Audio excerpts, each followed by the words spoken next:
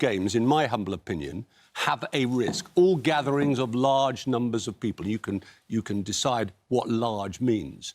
But the fact of the matter is, if you're lucky, there is a warning of a risk, as in this case, because the events are some weeks away, or in the Euros in the summer.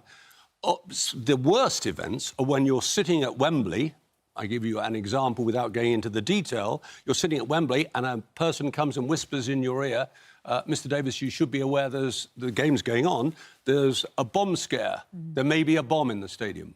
What do you do? God. That is when you're paid for it. So we have a chance at the moment then, David, to make these decisions now, pre-warned, armed with the information that we're getting from governments, we're getting from the World Health Organization, we're getting from everybody, to say, let's preempt what could be a big issue and could make this whole situation worse. Why is that such a bad thing? It is a bad thing, unless there's a specific reason. I mean, for instance, I don't see any point in letting an England-Italy friendly game go ahead when there's problems in Italy. But overall, look, I sat in an opera house last night, full of people, smelly place, OK? I'd have been much better sitting in the stands. Better smelling than the gigs that I go to. Which I've done for 50 years. Same people.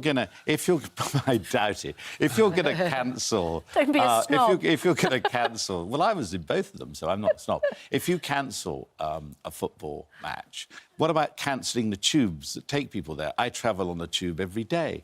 The last place on earth you want to be when there's some great disease going round is a tube train. Well, one of the things you don't want to be on, for instance, is a plane.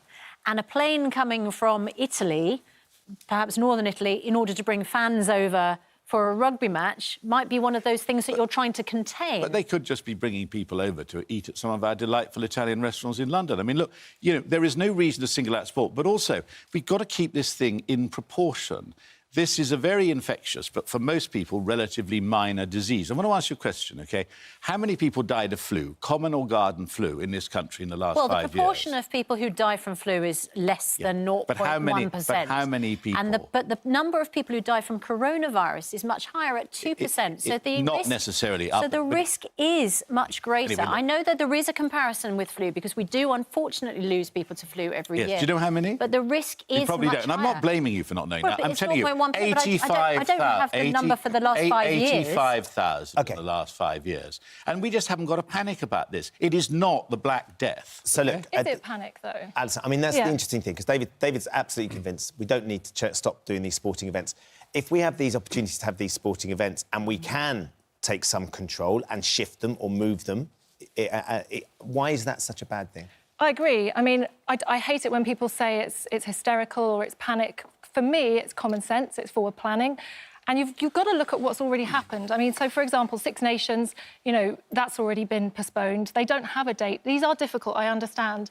You know, one-off games are difficult. Entire tournaments are Well, the World impossible. Athletics Indoor Championships, due to start on March the 13th, moved to next year. An entire year. How many athletes will have trained to be at their peak condition from March the 13th and have now been told it's off? You've got another year. I mean, some of them might not.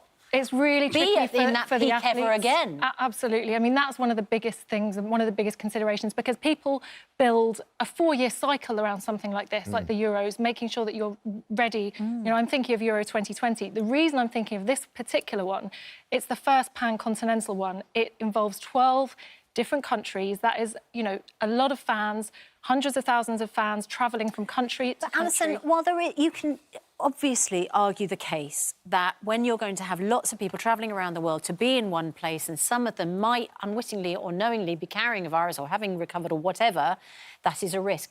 But as David Mellor says, we're at risk on the tube, we're at risk on a plane, we're at risk at a football match, and we're at risk at the opera.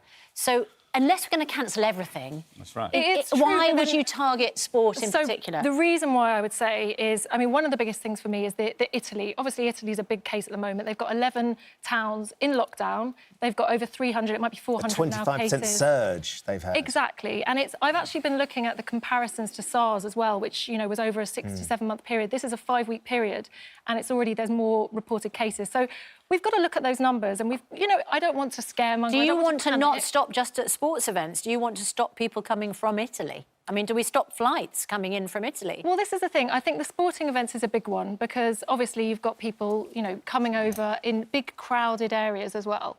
It's not a big one. But one of the important things a big about one. these sportsmen and women, and as Susanna's saying, about particularly the athletes training for Nanjing, who have timed their cycle specifically, they are in peak physical condition. They can't go out on the pitch with a bit of flu, or they can't go... It's not like just being on the train. We can all cope with having a flu or having a virus and going to work. They just can't. They can't perform. But you know, I don't think if I would go... I do a lot of business with China. I'm on the phone to people in China every day. I meet Chinese people most days of the week, right? I would not go to Nanjing. I don't trust the Chinese government to be telling us the truth about this. And I think the fact that, you know, these Chinese wet markets selling all kinds of animals, that caused SARS, and it's now caused this. So, I mean...